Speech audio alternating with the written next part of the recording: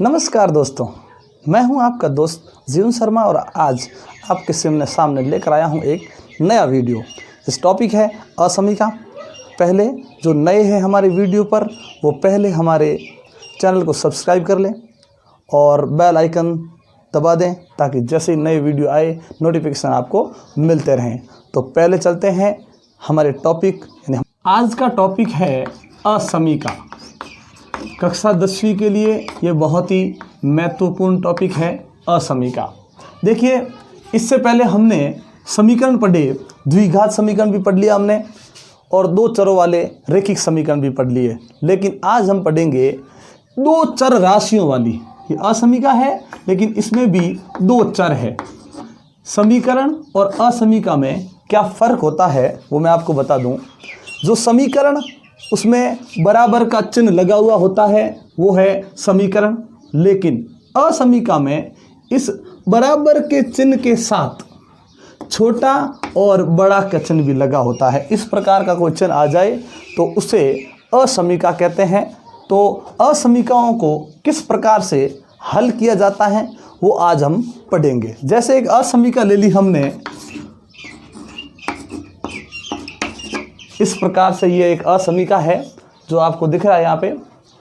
तो इसमें अगर यहाँ बराबर का चिन्ह होता केवल तो वो समीकरण होता, लेकिन इस चिन्ह की वजह से अब ये असमीका है।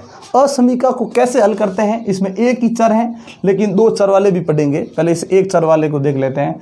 इस प्रकार से यहाँ y की जगह x भी हो सकता है, कोई दूसरा चर भी हो सकता है। तो इस प्रकार की असमीकाओं को कैसे हल करते हैं, तो उससे पहले मैं आपको ये बता दूं कि हमने असमीकाओं को हल करना नहीं सीखा लेकिन समीकरणों को हल करना हमने सीख लिया है। मतलब समीकरण हमारे लिए अब ईजी है। तो अगर आपको समीकरण सरल करना आता है तो आप असमीकाओं को भी आसानी से सरल कर सकते हैं। तो अब हम क्या करेंगे कि इस असमीका को समीकरण बना देंगे। यानी कुछ नहीं करना है आपको, असमीका को समीकरण बनाना है बस। जैसे ही समीकरण बनेगा और उसके बाद तो हल करना हमें आता है। तो सबसे पहले समीकरण बनाने पर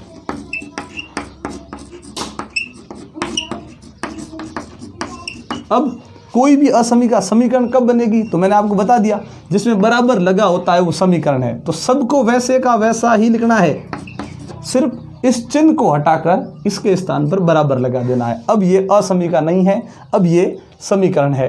अब इस समीकरण में मुझे क्या नजर आ रहा है कि सर y बराबर -3, मतलब यहाँ पे y का मान फिक्स हो चुका है। यानी y आप देख रहे हो यहाँ y का जो मान है वो फिक्स है -3। तो बच गया कौन अक्षों में, x। हमने अक्ष दो पढ़े थे, x और y अक्ष। तो y का मान अगर -3 हो चुका है, इसका मतलब अब हमें x के मान की ज़रूरत है। तो इसका मतलब y अगर फिक्स है तो x जो है वो हम कुछ भी ले सकते हैं। x का मान आप कुछ भी कर सकते हो। तो मैं यहाँ लिखूँगा कि x के संभावित मान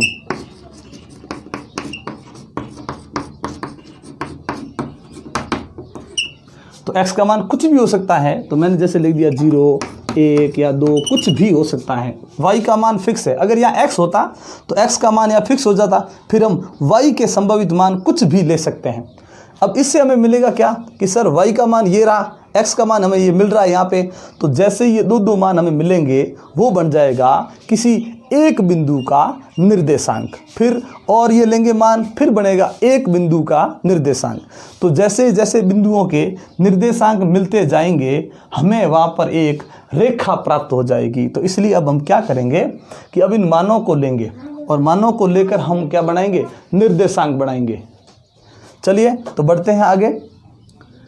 अब हमें मिलेगा कि इसके लिए क्या होगा। देखो,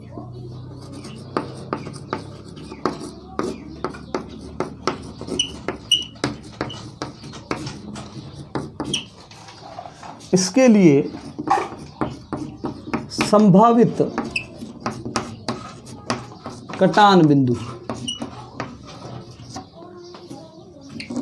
इन बिंदुओं के लिए ऐसा है कि हम सारणी द्वारा भी दर्शा सकते हैं और इस प्रकार से भी दर्शाया जा सकता है। अब देखिए x और y दोनों का आप मान लोगे तो एक बिंदु के बनेंगे निर्देशांक।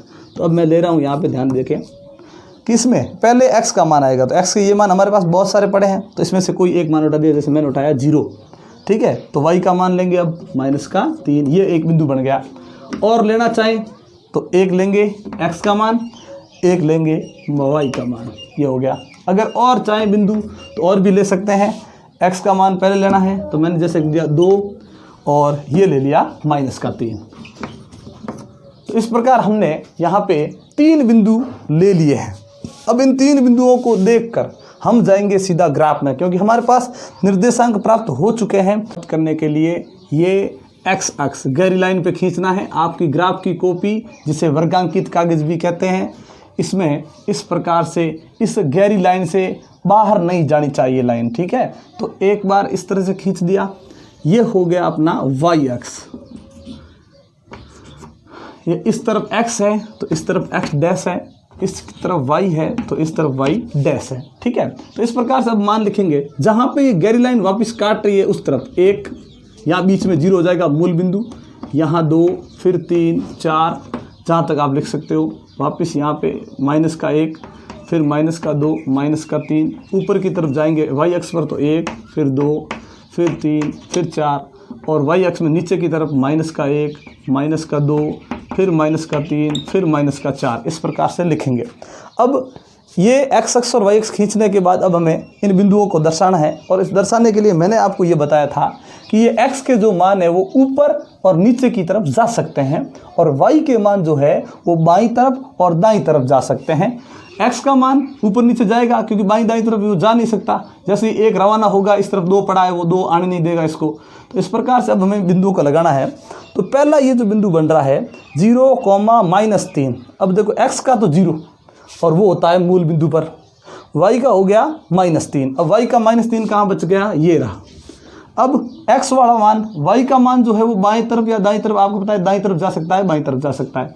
लेकिन अब ये किस तरफ इसे जाने की ज़रूरत नहीं। याद रखें, जब किसी एक निर्देशांक का मान 0 हो जाए, जैसे x का मान अगर 0 है तो फिर x का कोई मतलब नहीं है, वो बिंदु y के उस मान पर अंकित हो जाएगा। और यदि y 0 है तो x का जो मान उस बिंदु में है उसी मान पर वो बिंदु अंकित हो जाएगा। तो अब देखो, x अगर 0 है तो x को छोड़ दो, और y का जो मान है उसी पर बिंदु लगाकर उस पर एक घेरा बना लो, ताकि आपको बिंदु नज़र आ सके, क्योंकि बिंदु बहुत ही छोटा होता है और इसलिए इस पर घेरा लगाया जाता है। आगे देखो, x का 1 और y का -3। x का ये रहा 1, y का ये रहा नीचे -3। अब x ये तो ऊपर जा सकता है या फिर नीचे आ सकता है, तो ये नीचे आएगा, और y का ये जो मान है -3 वो दाईं तरफ जाएगा।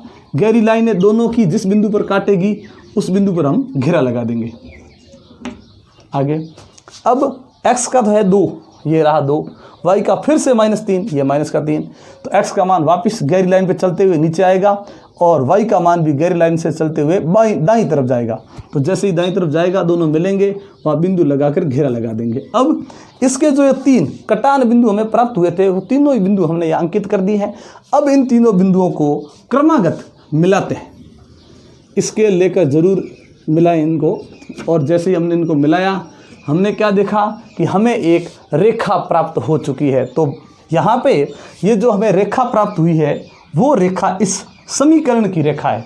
तो मैंने इससे पहले वीडियो में मैंने आपको समीकरणों से रेखा बनाना सिखाया था, वही यहाँ पे यूज़ हो रहा है कि इससे समीकरण से ये एक रेखा बन चुकी है। अब ये रेखा अगर समीकरण की है तो इसमें असमीका का कोई मतलब नहीं। अब क्या करेंगे, इस ग्राफ को छोड़कर वापस इस प्रश्न में यहाँ पे आएंगे, और यहाँ पे क्या करेंगे कि ये जो असमीका है उसका अब तक कुछ नहीं हुआ है। अभी तक तो जो हुआ है वो समीकरण का है, अब असमीका का होगा। अब हम क्या करेंगे कि इस असमीका को पुनः लेकर इसके साथ मूल बिंदु की बात करेंगे। क्या करेंगे, असमीका को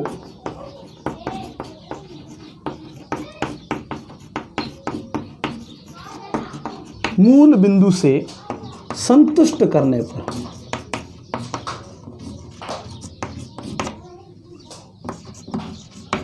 पर अब हम क्या करेंगे, इस असमीका को मूल बिंदु से संतुष्ट करेंगे। तो मैंने क्या बताया आपको कि ये जो मूल बिंदु होता है, यहाँ पर x का मान भी 0 और y का मान भी 0। तो वो जो जिस मान की आपको ज़रूरत है वो मान लेकर हम असमीका में आएंगे। x का मान चाहिए तो x का मान लेकर आएंगे, y का चाहिए तो y लेकर आएंगे। तो इसको यहाँ मैं वापस लिख रहा हूँ वैसे का वैसा। हमें किस मान की ज़रूरत है? y का मान। अब बताइए मूल बिंदु में y का मान क्या होता है? 0। तो यहाँ पे मैं y का मान रख रहा हूँ 0। अब इसमें सरल करने की कोई ज़रूरत नहीं। अगर होती सरल करने की ज़रूरत तो हम सरल करते, लेकिन यहाँ ज़रूरत है नहीं, सरल करेंगे नहीं। तो मैंने क्या देखा कि सर यहाँ y का मान 0 मैंने लिख दिया है, सरल किया नहीं जा सकता क्योंकि सरल हो चुका है। अब यहाँ ध्यान से देखिए कि ये जो चिन्ह है वो चिन्ह क्या बोल रहा है और हमें क्या लग रहा है। चिन्ह ये बोल रहा है कि चिन्ह के हिसाब से ये -3 बड़ा है और 0 छोटा है। अब हमारी बात करें कि नहीं सर, हमारे अनुसार तो 0 बड़ा है और -3 छोटा है। अब देखिए हम कह रहे हैं 0 बड़ा, चिन्ह बोल रहा है कि -3 बड़ा। अब हम दोनों की जो बात है उसका कोई मेल नहीं हो रहा है, और जब मेल नहीं होगा तो संतुष्ट भी नहीं हो सकता। मेल होना चाहिए। जो ये बात बोले वही बात अगर हमारे द्वारा बोली जाएगी तो ये जो असमीका है वो मूल बिंदु से संतुष्ट हो जाएगी। लेकिन यहाँ पे बात उल्टी है। हम बोल रहे हैं कि 0 बड़ा है, ये बोल रहा है कि -3 बड़ा है। यानी ये जो असमीका है वो मूल बिंदु से संतुष्ट नहीं है।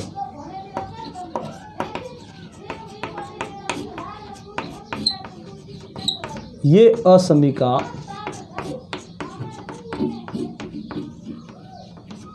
मूल बिंदु से संतुष्ट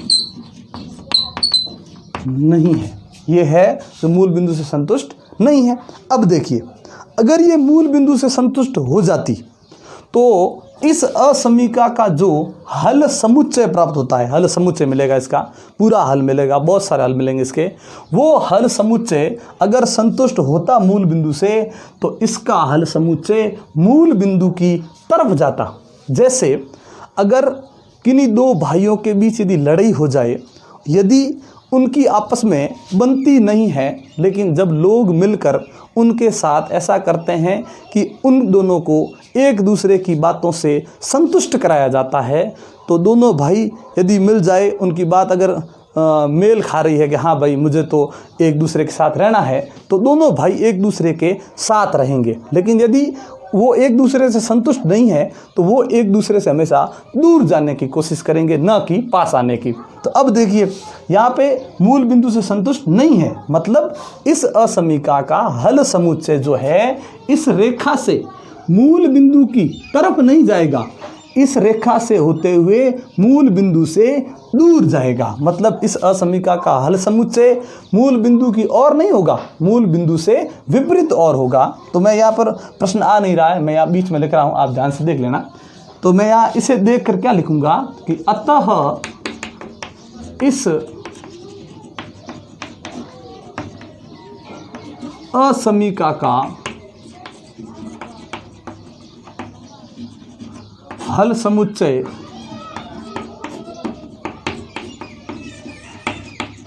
मूल बिंदु से विपरीत और होगा। जो हमने ये किया है इसे दर्शाना भी जरूरी है। तो अब ये रेखा पे मूल बिंदु की ओर न जाकर मूल बिंदु से दूर या मूल बिंदु से विपरीत और जाएगा। तो इस रेखा पर हम दो इस प्रकार से चिन्ह लगाकर उसे छायांकित कर देंगे।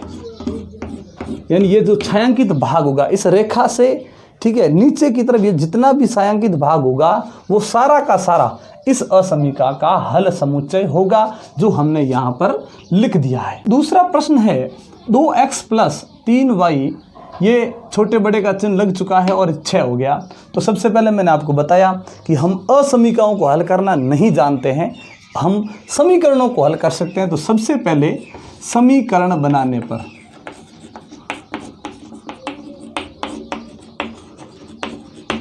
समीकरण बनाते हैं। तो समीकरण बनाने के लिए मैंने बताया कि आपको किसी चीज़ को बदलने की ज़्यादा ज़रूरत नहीं है, केवल यहाँ बराबर लगा दो, बाकी सब वैसे का वैसा ही लिखेंगे। तो ये असमीका से एक समीकरण का निर्माण हो चुका है और दो चरों वाले रैखिक समीकरणों को हल करना आपने सीख लिया था। तो अब कैसे हल करेंगे कि इसमें से एक चर को यहाँ छोड़कर बाकी सबको बराबर के उस तरफ ले जाओ। तो पहले वहाँ कौन है? 6। अब x को यहाँ छोड़ने के बाद x के जो साथ में है वो नहीं जाएगा, इसके साथ और कौन है, वो पूरा का पूरा उस तरफ जाते ही चिन्ह चेंज हो जाएगा उसका। तो ये माइनस के हो गए 3y। अब x के खुद के साथ में कौन है, अब वो बट्टा के नीचे जाएगा। अब ये बन गया एक अपना एक और समीकरण। इस समीकरण में क्या करना है आपको, अपने मन से इस y की जगह पे ये मान रखना है। यहाँ गुणा का चिन्ह आएगा, y को छोड़ दो, बाकी सब वैसे का वैसा। अब इस y के स्थान पर आपको अपने मन से कोई मान सोचना है, लेकिन कैसा, ऐसा मान यहाँ सोचो, ट्राई करो कि इस पूरे को सरल करने के बाद में जो उत्तर आता है वो जितनी कोशिश हो सके दशमलव या भिन्न के रूप में ना आए। ठीक है, तो अब देखो सबसे पहले मैं 0 ट्राई करता हूँ। अब 0 यहाँ ट्राई किया तो बाकी तो पहले कर नहीं सकते, गुणा करेंगे। 0 को 3 से गुणा किया 0 ही आएगा। फिर 6 में से ये 0 चला जाएगा तो पीछे 6 बचेंगे। फिर इस 2 का उस भाग उस 6 में देंगे तो 3 बार भाग पूरा पूरा जाएगा। मतलब हमने जो 0 सोचा, ट्राई किया, वो 0 एकदम सही है। तो अब 0 लिखेंगे, किसके स्थान पर 0 लिखा कि सर y बराबर 0 रखने पर, ये मैंने y बराबर 0 लिखा। तो अब देखो क्या हो रहा है आगे। तो ये किया मैंने, 0 से गुणा किया, 3 को 0 आया, 6 में से 0 गया, 6 बचा, 2 का भाग 6 में दिया, फिर 3 आया। ये आपको एक x का मान प्राप्त हो गया। अब आगे देखो, इसी प्रकार से इसी को वापस लेना है। x बराबर 6 माइनस 3 इंटू वाई को छोड़ देंगे और फिर बट्टा में 2। y के स्थान पर एक और मान सोचेंगे और कुछ भी 0 के बाद आगे 1 सोच रहा हूँ मैं, ठीक है। 1 रखा, 3 को 1 से गुणा किया 3, 6 में से फिर वो 3 गया, पीछे बचा 3, 2 का भाग 3 में पूरा पूरा नहीं जा रहा है, उत्तर भिन्न या दशमलव में आएगा, यानी हमारे लिए वो 1 हम सही नहीं मानेंगे। अब 2 रखेंगे, 2 से अगर मैं गुणा करूं 2 3 हो गया 6, फिर 6 में से 6 गया, पीछे बचा 0, 2 का भाग यदि मैं 0 में दूंगा तो 0 ही आएगा, यानी भिन्न में तो नहीं आया, तो मतलब ये हमारा मान सही है। तो ये मैंने 2 रखा किसके स्थान पर, y के स्थान पर, y बराबर 2 रखने पर। तो यहाँ पे x बराबर, ये 3 दूए 6 हो गया, 6 में 6 0, ऊपर 0 नीचे 2। एक बात हमेशा याद रख लें, यदि बट्टा के ऊपर 0 आ गया है तो बट्टा के नीचे चाहे कोई भी संख्या आए उसका उत्तर 0 ही होगा। ये x का मान आ गया।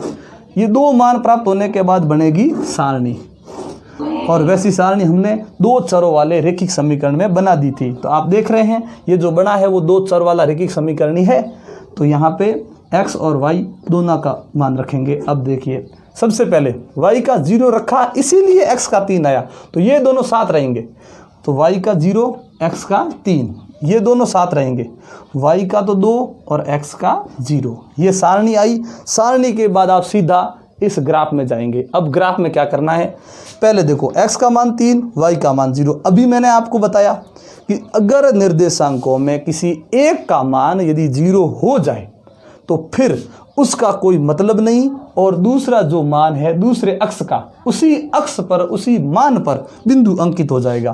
तो y 0 हो गया, y को छोड़ दो, x कितना है 3, तो ये पहला बिंदु x के इस 3 पर ही लग जाएगा, ऊपर नीचे कहीं जाने की ज़रूरत नहीं है। आगे x का मान अब 0, अब x का कोई मतलब नहीं। y कितना 2, तो y का ये रहा 2, ये लगाने के बाद ये हमने लगा दिया बिंदु। दोनों बिंदु हमें प्राप्त हो गए। अब इन दोनों बिंदुओं को स्केल से मिलाते हुए रेखा खींचेंगे। ये हमने एक रेखा खींच दी। अब वही काम करना है जो हमने पहले किया था। हमने रेखा बनाने के बाद हमने ये क्या किया कि भाई रेखा जैसे ही बनाई, अब ये रेखा जो है वो असमीका की नहीं है, वो तो समीकरण की है। तो हमें असमीका के लिए क्या करना है, तो मैंने अभी आपको बताया था कि इस असमीका को मूल बिंदु से संतुष्ट करना है। तो हम यहाँ लिखेंगे असमीका को मूल बिंदु से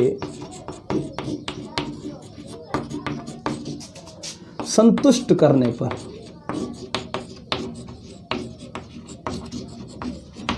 मूल बिंदु पे x का मान भी 0 है और y का मान भी 0 है। हमें यहाँ पर दोनों की ज़रूरत है, तो दोनों ही मान रखेंगे। तो जैसे मैंने रखा 2, ये 2 है, इंटू x का मान कितना 0, फिर क्या है प्लस, ये फिर क्या है 3, उसके बाद यहाँ पे इंटू आने के बाद y का भी 0 ही रखेंगे। इनको यहाँ बदलने की ज़रूरत नहीं है, ये रख दिया मैंने। अब देखो 2 को 0 से गुणा किया 0, फिर प्लस 3 को 0 से गुणा किया 0, ये चिन्ह वैसे का वैसा, इन दोनों की जोड़ की 0 ये रख दिया। अब मैंने अभी आपको समझा था वही बात करनी है कि चिन्ह क्या कह रहा है और हम क्या कहते हैं। चिन्ह बोल रहा है कि 6 बड़ा और 0 छोटा, हम क्या कह रहे हैं 6 बड़ा 0 छोटा, मतलब हम दोनों की बात मेल हो रही है, दोनों बातों का मेल हो रहा है, मतलब ये असमीका इस मूल बिंदु से संतुष्ट है। असमीका मूल बिंदु से संतुष्ट है। अब बताइए, अगर ये संतुष्ट है तो अब इस असमीका का जो हल समुच्चय बनेगा वो हल समुच्चय इस मूल बिंदु की तरफ बढ़ेगा या मूल बिंदु से दूर जाएगा। तो हम बोल रहे हैं कि संतुष्ट हो रहा है। अगर दोनों भाइयों में संतुष्टि है तो दोनों भाई एक दूसरे के पास आएंगे, दूर नहीं जाएंगे, यानी इसका भी हल समुच्चय मूल बिंदु की तरफ ही जाएगा, मूल बिंदु से दूर नहीं जाएगा। तो हम लिखेंगे अतः इस असमीका का हल समुच्चय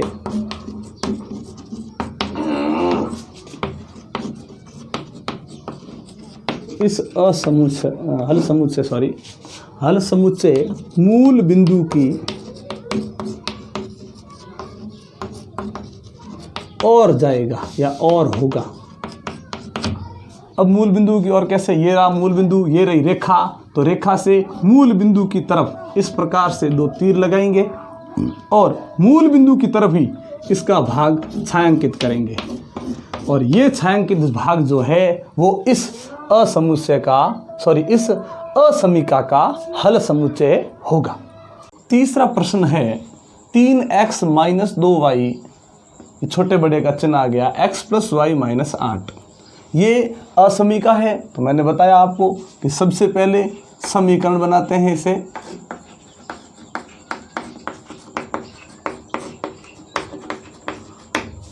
अब जैसे ही समीकरण बनाऊंगा 3x - 2y = x + y - 8, इस तरह से ये समीकरण बन गया। लेकिन इस समीकरण में क्या है, पहले दूसरा जो समीकरण था वो सही था और ये भी सही है, लेकिन इसमें थोड़ा सा अलग है। क्या अलग है इसमें कि सर चर इस पक्ष में भी है और चर इस पक्ष में भी है, लेकिन हमने क्या पढ़ा, क्योंकि ये जब अब ये जो बना है ये 2 चरों वाला रेखिक समीकरण बन चुका है अपना, तो इसमें ये होता था कि अगर समीकरण में इस प्रकार से आए तो चर हमेशा एक ही पक्ष में होना चाहिए पहले, इसलिए मैं क्या कर रहा हूँ, इन दोनों चरों को इस तरफ लेके आता हूँ। तो 3x - 2y माइनस का x फिर माइनस का y फिर बराबर में जो पड़ा है वो वैसे का वैसा लिख देते हैं। अब इन दोनों को साथ में रखा तो ये हो गया 2x, इन दोनों को रखा ये हो गया माइनस का 3y और बराबर में है माइनस के 8। यहाँ पे आप देख सकते हो प्लस का 3x है, माइनस का यहाँ जो है वो 1x है, तो प्लस वाले में से ये माइनस वाला 1x है निकल जाएगा और पीछे बचेगा 2x, वो भी प्लस का बचेगा। माइनस के ही है 2y, माइनस का ही है 1y, ये दोनों माइनस के ही हैं, तो माइनस के 2 फिर माइनस का 1, ये हो गए माइनस के 3 और y का y रह गया, ये हो गया बराबर में माइनस का 8। ये अपना वही रेखिक समीकरण बन गया जो हमने पढ़ा था। अब देखिए इसमें क्या करना था आपको कि एक चर को यहाँ रखो फिर बराबर लगाओ, जो बराबर में है वो वैसे का वैसा, और यहाँ से किस तरह से लिखना है मैंने बताया था। तो x को आपने यहाँ लिखा तो उसके साथ वाले को छोड़ दो, अलग में कौन पड़ा है उसे वैसे का वैसा उस तरफ, लेकिन चिन्ह चेंज हो जाएगा। तो ये हो गया प्लस का 3y और खुद के साथ में है वो अब जाएगा बट्टा के नीचे। अब ये एक समीकरण बना है, इसमें आपको क्या करना है कि सर वही आलेखी विधि या ग्राफी विधि के लिए हम क्या करते थे, अपने मन से मान रखते थे। कोई मान अपने ज्ञात करने की ज़रूरत नहीं है, मन से रखना है। लेकिन पहले ट्राई करेंगे कि कौन सा सही और कौन सा हम गलत मान सकते हैं। तो पहले सही के लिए ट्राई करेंगे। तो सबसे पहले मैंने बताया आप कुछ भी रख सकते हो वैसे तो, लेकिन छोटे मान की ज़रूरत है, बड़े मान नहीं रखने हैं। चलो मैं रख रहा हूँ पहले 0। अगर मैं 0 को ट्राई करता हूँ, 0 को 3 से गुणा किया 0, माइनस का 8 प्लस में आया 0, तो माइनस का 8 बचेगा और 2 का भाग इसमें पूरा पूरा जा रहा है, मतलब 0 अपना सही मानेंगे। y बराबर 0 रखने पर, ये मैं 0 रखा मैंने, तो उत्तर क्या आया माइनस के 4, गुणा किया 0 माइनस 8 और प्लस में 0 किया तो माइनस का 8 है ही, 2 का भाग दे दिया, ये हो गया माइनस के 4। ये मान अपना हो गया सही। चलिए अब आगे रखते हैं। फिर -8 + 3 इंटू, आप यहाँ पे अपना मान को ट्राई करें, मैं सीधा रख रहा हूँ, मैंने ट्राई कर दिया है, इसमें 2 सही आएगा तो y बराबर 2 रखने पर x बराबर, अब यहाँ -8 ये हो गया, देखो 2 3 6, -8 और +6 है तो +6 जाएगा, पीछे बचेगा -2, 2 का भाग दिया इसमें तो -1, ये हमें मान प्राप्त हो गए। इन मानों से हमें एक सारणी मिलेगी। जिस तरह से हमने पहले प्रश्न में कटान बिंदु लिए थे, वो कटान बिंदु या निर्देशांक वो एक ही चीज़ होती है, ये यहाँ पे लेना है। तो देखो सबसे पहले x और y, मुझे दोनों मानों की ज़रूरत है, तो सबसे पहले हमने y 0 रखा था, तब x हमें -4 प्राप्त हुआ था, तो ये दोनों मान एक साथ रखेंगे तो x का -4 है, कब? जब y 0। अगर मैं यहाँ रखता हूँ x का मान -1, तो ये -1 x का मान कब हुआ? जब y का मान 2 हुआ। ये होगी हमें सारणी प्राप्त। ये सारणी हमारे समीकरण की है, ना कि असमीका की। इन निर्देशांकों को लेकर हम जाएंगे ग्राफ में, और ग्राफ में हम क्या करेंगे कि सर इन निर्देशांकों को लेकर हम बिंदु अंकित करेंगे। फिर बिंदु अंकित करने के बाद उन बिंदुओं को मिलाने पर क्या बनेगी? रेखा।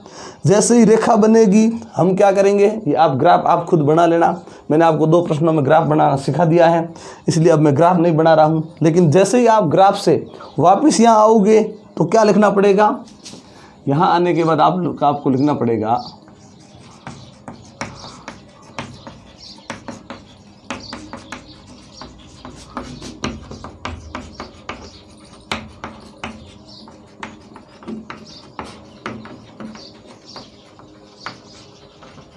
मूल बिंदु को, असमीका को मूल बिंदु से संतुष्ट करने पर। अब इस असमीका में हम मूल बिंदु को लेकर आएंगे। मूल बिंदु मतलब x का मान भी 0, y का मान भी 0, तो 3 × 0, फिर -2 × 0 बराबर, बराबर नहीं है, यहाँ पे ये चिन्ह लगाना है आपको, यहाँ पे 0 + 0 -8। अब मैंने इसको सरल किया, ये 0, इसको गुणा कर लिया, ये 0, फिर 0 + 0 ये क्या हो गया? -8। यहाँ पे किया तो 0, ये हो गया -8।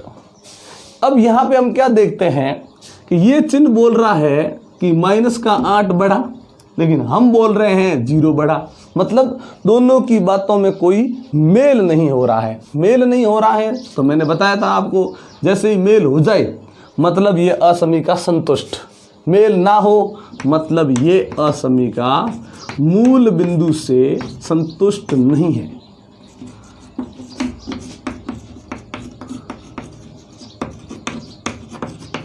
मूल बिंदु से संतुष्ट नहीं है। अगर संतुष्ट होती तो इस असमीका का हल समुच्चय आप इस सारणी से जो रेखा प्राप्त करोगे उस रेखा से मूल बिंदु की तरफ जाएगा। लेकिन अगर संतुष्ट नहीं है तो आप इस सारणी का प्रयोग करके जो रेखा प्राप्त करोगे उस रेखा से आप उस तरफ चिन्ह लगाओगे, उस तरफ आप तीर का निशान लगाओगे जिस तरफ मूल बिंदु नहीं है। मतलब मूल बिंदु से आपको विपरीत दिशा में तीर लगाने हैं और उस भाग को छायांकित कर। चौथा प्रश्न है x - y, ये इस प्रकार से चिन्ह लगा हुआ है, ये छोटे बड़े का चिन्ह और ये एक, ये चिन्ह हमारे लिए अब नया है। हमने 3 प्रश्न पढ़े उसमें ये नहीं था, चौथे प्रश्न में ये आ गया। इसे कहते हैं मॉड्यूलस। मतलब पहले हमने 2 चरों वाले रैखिक समीकरण पढ़े, समीकरण से ऊपर हमने असमीका पढ़ी, असमीका से ऊपर अब आ गया ऐसी असमीका जिसमें मॉड्यूलस है। तो अब हम क्या करेंगे, तो स्टेप वही रखना है, पहले समीकरण था, फिर असमीका, फिर मॉड्यूलस। तो अब वापस देखो, मॉड्यूलस से असमीका, फिर असमीका से समीकरण, और समीकरण हमें सरल करना आता है तो कोई दिक्कत नहीं। तो सबसे पहले इसमें असमीका को समीकरण नहीं बनाएंगे, पहले मॉड्यूलस हटाएंगे। तो सबसे पहले मॉड्यूलस हटाने पर, अब गौर से देखना, जब मॉड्यूलस हटता है तो क्या होता है, जब भी आप मॉड्यूलस हटाओगे मॉड्यूलस के जो अंदर है उसका चिन्ह चेंज नहीं होगा। ध्यान रखें, मॉड्यूलस के जो अंदर है उसका कोई चिन्ह चेंज नहीं होगा, लेकिन उसे 2 अलग अलग बार लिखेंगे, 2 बार लिखेंगे और वो भी अलग अलग। तो ये मैंने और यहाँ पे लिख दिया। कुछ नहीं करना है, मॉड्यूलस को हटाया, अंदर वाले को वैसे का वैसा 2 बार लिखेंगे। ठीक, फिर ये जो चिन्ह लगा हुआ है छोटे बड़े का, उसे दोनों तरफ से लिखेंगे। एक जो इस तरफ से बड़ी संख्या को दर्शाता है, एक जो इस तरफ से बड़ी संख्या को दर्शाता है। हम क्या करेंगे, ये लिख दिया। फिर ये जो बाहर संख्या है, एक बार उसे ऋणात्मक लिखेंगे और एक बार उसे धनात्मक लिखेंगे। और ये जो हुआ, ये मॉड्यूलस के कारण हुआ। मॉड्यूलस ये दर्शाता है कि जो अंदर है उसे तो 2 बार वैसे का वैसा लिखेंगे, लेकिन बाहर जो ये संख्या है, एक बार उसे ऋणात्मक तो एक बार उसे धनात्मक लिखेंगे। जब भी उस संख्या को ऋणात्मक लिखेंगे, उसे हमेशा छोटा दर्शाएंगे और सामने वाले को बड़ा दर्शाएंगे। ये ध्यान रखें हमेशा। ठीक, फिर यहाँ पे जो है उसमें धनात्मक जो आएगा उसे हमेशा बड़ा दर्शाना है आपको, ये थोड़ा सा ध्यान रखें। मॉड्यूलस हटाया, अंदर वाले सी जो है जो भी है उसे 2 बार लिखेंगे अलग अलग। फिर सामने वाला जो नंबर है उसे एक बार ऋणात्मक और एक बार धनात्मक रखेंगे। जब भी ऋणात्मक रखेंगे उसे छोटा करेंगे और सामने वाले को बड़ा दर्शाएंगे। ये देखो, जहाँ मुंह खुला है वो संख्या बड़ी होती है, और जब धनात्मक रखेंगे तो उस धनात्मक को ही बड़ा दर्शाएंगे, ना कि उस सामने वाली चीज़ को। तो यहाँ पे हमने क्या देखा कि मॉड्यूलस के कारण हमेशा 2 सर्वसमीकाओं का निर्माण होता है। 2 असमीकाओं का निर्माण होता है। तो अब जैसे ही असमीकाएं बन गई 2, तो समीकरण भी कितने बनेंगे, 2 बनेंगे। तो सबसे पहले हम लिखेंगे समीकरण बनाने पर, वही स्टेप रहेगा अपना, कोई अलग नहीं। अभी हम पढ़ चुके हैं कि समीकरण बनाने पर समीकरण बनाएंगे तो क्या होगा, यहाँ बनेगा x माइनस वाई बराबर -1, कोई दिक्कत नहीं, इसे समीकरण नंबर 1 दर्शाएंगे। इसका बनेगा x माइनस वाई बराबर धनात्मक में 1 बचेगा और समीकरण नंबर 2। तो हमने यहाँ क्या देखा कि समीकरण 1 नहीं, समीकरण 2 बन गए। तो अपना वही तरीका रहेगा, दोनों समीकरणों को अलग अलग लेकर उन दोनों से हम रेखाएं निरूपित करेंगे ग्राफ के अंदर। तो सबसे पहले समीकरण 1 से, समीकरण 1 लेने के बाद मैं क्या करूँगा, यहाँ पे एक चर को यहीं रखना है, फिर बराबर है, बराबर के उस तरफ है वो सबसे पहले लिखेंगे। x के खुद के साथ में है वो पहले नहीं लिखेंगे, अलग से कौन पड़ा वो वैसे का वैसा, लेकिन चिन्ह बदल जाएगा, ये प्लस का हो गया y। x के खुद के अगर साथ में होता कोई नंबर तो वो बट्टा के नीचे जाता, लेकिन यहाँ इसके साथ कोई नंबर नहीं, मतलब यहाँ पे 1 है लेकिन लिखना जरूरी नहीं है तो वो जाएगा ही नहीं, यहाँ ले जाएंगे तो भी बट्टा के नीचे उसका कोई मतलब नहीं। ये एक बन गया। अब यहाँ पे आपको अपने मन से मान रखना है, ऐसा मान जिससे उत्तर भिन्न में प्राप्त ना हो। तो आपको यहाँ दिक्कत होने वाली नहीं है, क्योंकि इन दोनों को मिलाने के बाद भिन्न में उत्तर आना संभव ही नहीं है, क्योंकि हम जब भी यहाँ मान लेंगे वो 0, 1, 2, 3, 4 या फिर -1, -2, -3, -4 इस प्रकार से लेंगे, और इसमें बट्टा है नहीं तो भिन्न में उत्तर आना है ही नहीं इसमें। तो फिर कुछ भी रख सकते हैं। तो मैंने रखा -1 + 0, ट्राई करने की ज़रूरत ही नहीं है, y बराबर 0 रखने पर। तो मैंने क्या देखा कि यहाँ जो मान प्राप्त हुआ वो -1, फिर रखेंगे, फिर ये x बराबर -1, फिर आया +0 की जगह अपने मन से मैंने 1 लिख दिया। चलो y बराबर 1 रखने पर जैसे ही मैंने रखा क्या प्राप्त हुआ मुझे, 0 प्राप्त हो गया। -1 + 1 ये 0 हो गया। इससे बन गई एक सारणी।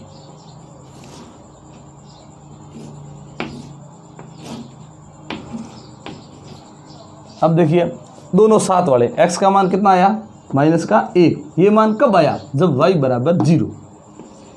फिर x का मान कितना 0 कब आया जब y बराबर 1, जो भी है वो मान रख दिया।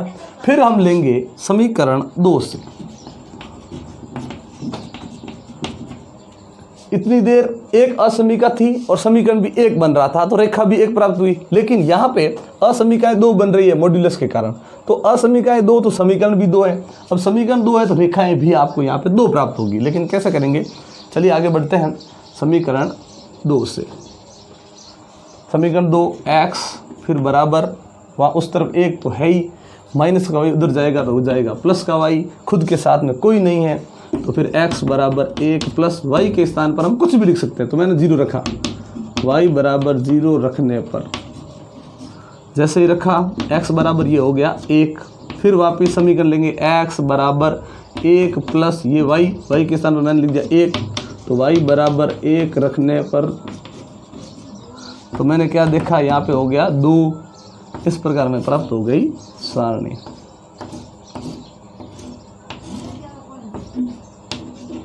x का मान 1 कब आया? जब y का मान 0 है। x का मान 2 आया कब आया? जब y का मान 1 है। अब इन दोनों सारणियों से हम एक एक यहाँ पे रेखा प्राप्त करेंगे। सबसे पहले इस सारणी में देखते हैं। x का मान -1, y का मान 0।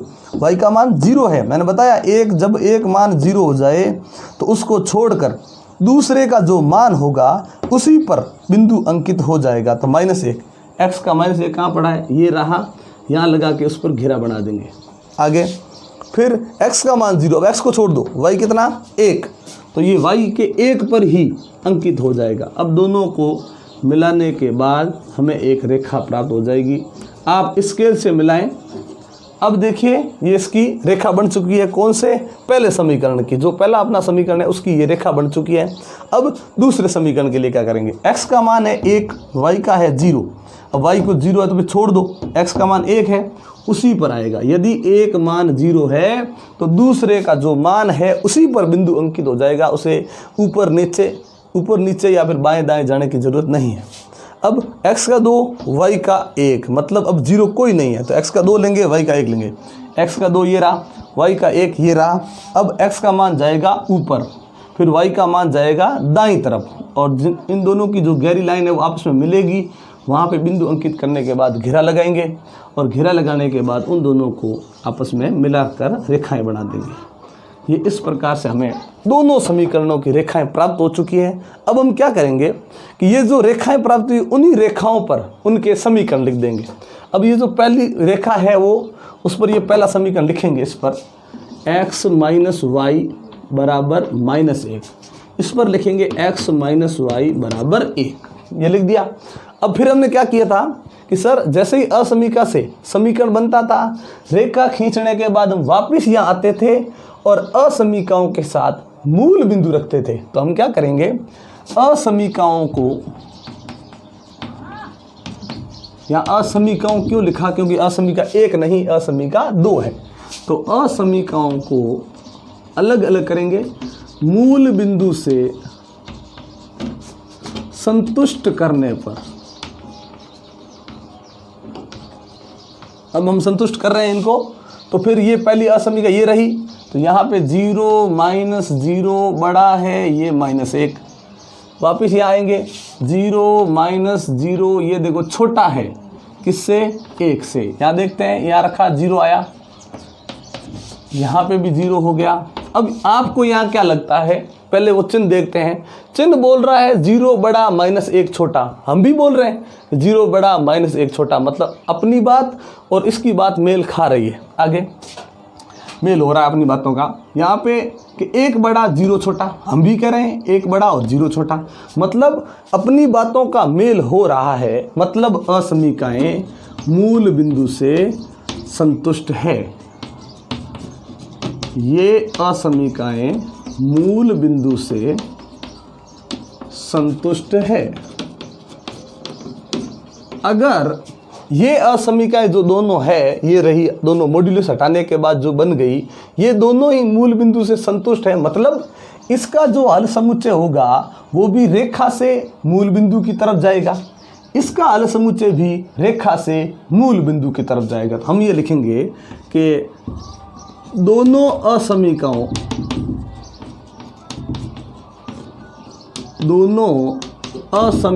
का हल समुच्चय मूल बिंदु की ओर जाएगा।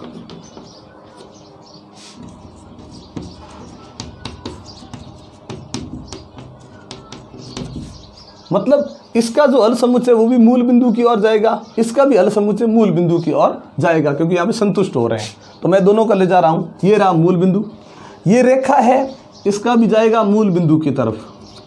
ये रेखा है, इसका भी मूल बिंदु की तरफ ही जाएगा। दोनों के निशान इस प्रकार से लगा दिए। अब दोनों इस तरफ, ये जो रेखा है इसका मूल बिंदु की तरफ छायांकित भाग, इस रेखा का भी मूल बिंदु की तरफ छायांकित भाग, यानी दोनों रेखाओं के बीच में छायांकित भाग हो जाएगा। ये अब जो हमें उत्तर मिला है, अभी तक तो हमने इन दो असमीकाओं के बारे में पढ़ा, लेकिन प्रश्न में ये नहीं था। प्रश्न में ये असमीका थी, इसका हल समुच्चय कहाँ है? तो अब हम इसके लिए लिखेंगे, अतः मॉड्यूलस x माइनस वाई बड़ा है 1 से। अब हमें इसका हल समुच्चय चाहिए। क्या है तो लिखेंगे का हल समुच्चय दोनों रेखाओं के मध्य स्थित होगा।